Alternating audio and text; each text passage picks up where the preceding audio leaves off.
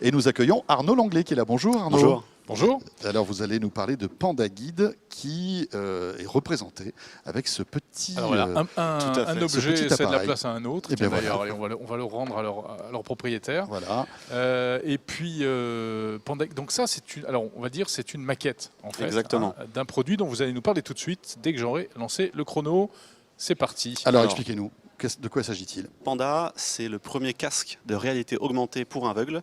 Donc ce qu'on va faire, c'est au moyen d'un casque comme ça qui vient autour du cou, on va filmer l'environnement et on dit qu'on met en lumière, de manière vocale, les objets ou les textes que les personnes ne peuvent plus voir. Par exemple, si on cherche quelque chose sur une table, il y a les téléphones, il y a une bouteille d'eau qu'on risque de renverser, je peux demander à Panda où se trouve mon téléphone et il va m'indiquer, me guider par le son pour que je puisse trouver mon objet. Et donc là, ce qu'on a devant nous, c'est effectivement une maquette. Donc ça veut dire qu'il n'y a pas d'électronique dedans, mais on a fait un gros travail sur les matériaux, sur les textures, sur le poids, sur l'esthétisme. Ce qu'on cherche à créer, c'est quelque chose d'élégant. C'est pas parce qu'on est aveugle ou malvoyant qu'on s'habille mal, donc on ne peut pas rendre la personne... C'est plutôt réussi. Alors, donc ça fonctionne. On met le casque en fait. Je peux le mettre? Je vais le mettre comme ça, Allez, vous allez voir. ouais, en fait, c'est un tour de cou. C'est un tour de cou. Voilà. Et autour du cou. Et donc les oreillettes qui en réalité n'en sont pas, c'est bien ça? Voilà, c'est de la conduction osseuse. Donc je vais les mettre sur le côté. Ça vient pas dans les oreilles, ça vient sur le côté. D'accord. Et ça permet en fait de transmettre l'information sans boucher les oreilles, puisque si je bouche les oreilles de la personne aveugle, isolé. Voilà, je la rends vraiment l'idée, c'est de ne aveugle. pas être isolé. Exactement. Attendez, il faut une caméra pour voir. La caméra, elle est sur le côté ici. Donc c'est une caméra miniature type drone. Donc c'est une toute petite caméra qui permet d'avoir un très grand angle de vue. Alors, je suis aveugle. Je suis ou malvoyant parce que voilà, c'est ça. Non, vous, c'est plutôt carrément les non-voyants. Alors notre objectif, c'est vraiment de révolutionner l'autonomie des personnes aveugles, parce qui ne voient rien du tout. Qui ne voient rien ou qui distinguent très peu. On parle de personnes empêchées de lire. Ça veut dire que j'ai un champ de vision qui ne permet pas de centrer sur du texte pour avoir l'information. Concrètement, donnez-nous un exemple. Avec cet appareil donc posé sur le cou, ils vont pouvoir découvrir leur environnement qui va leur être dicté en quelque sorte. Exactement.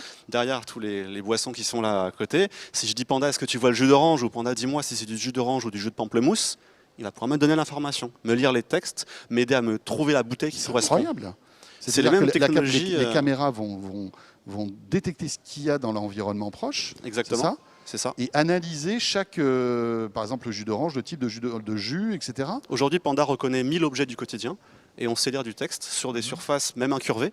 Donc ça nous permet vraiment d'avoir une large palette en fait, d'applications pour retrouver un objet, pour lire des écriteaux, ici trouver la salle de réunion ou même dans les transports en commun trouver le bon endroit où je dois me rendre. Alors il y a ce qu'on appelle l'intelligence artificielle derrière ça. C'est quoi? C'est des choses que vous avez développées vous-même, que vous avez récupérées, des briques logicielles qui viennent d'ailleurs? On fait tout en interne. Moi je viens de la robotique, on a quelqu'un en IA dans l'entreprise. Donc oui, on est capable de tout faire nous-mêmes. Après on récupère aussi beaucoup de choses qui... partir de zéro comme Bien ça. sûr, bien entendu. Maintenant notre usage, il est vraiment sur le casque, sur l'ergonomie du casque. Donc notre but c'est d'accélérer. On est en levée de fonds aujourd'hui, on cherche 900 000 € pour le premier trimestre 2018.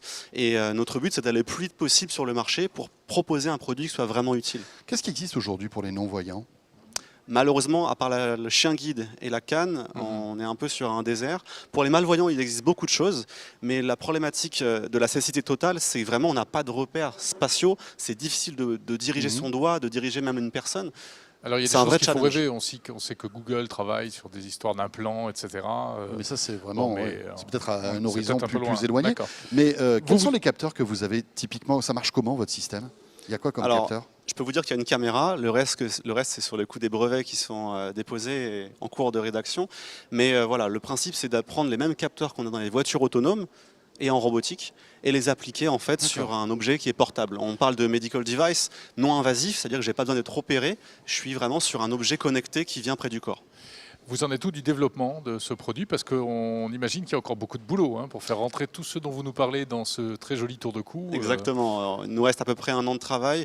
C'est pour ça qu'on lève de l'argent aussi pour continuer le développement et surtout passer du prototype au produit.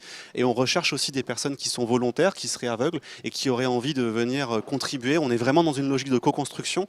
On travaille avec beaucoup d'associations et de professionnels pour leur permettre de donner leurs informations, de donner aussi leurs attentes et de créer un produit qui réponde à un vrai besoin. Vous pouvez peut-être lancer un appel aux non-voyants qui regardent, enfin en tout cas qui écoutent 01net TV, parce que malgré tout, la vidéo c'est du son. Tout à fait. Il y a beaucoup de gens qui nous écoutent, qui sont non-voyants, donc n'hésitez pas.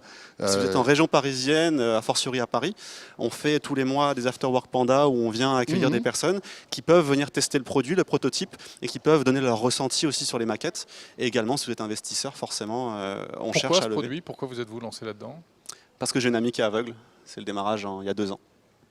Vous êtes combien aujourd'hui dans votre entreprise? On est 6 à temps plein et on est entouré de 200 personnes qui sont bénévoles et qui nous aident justement sur cette histoire d'aller-retour et d'itération. Encore une petite question sur l'aspect technique. C'est Oui. connecté à un smartphone pour que ça fonctionne ou est-ce que c'est totalement autonome? Aujourd'hui, on est connecté à un smartphone. On a une application justement sur iPhone qui permet de faire le traitement vidéo. Mais Donc vous- en fait, ça fonctionnera avec une connexion, malgré tout. Oui, tout à fait. D'accord.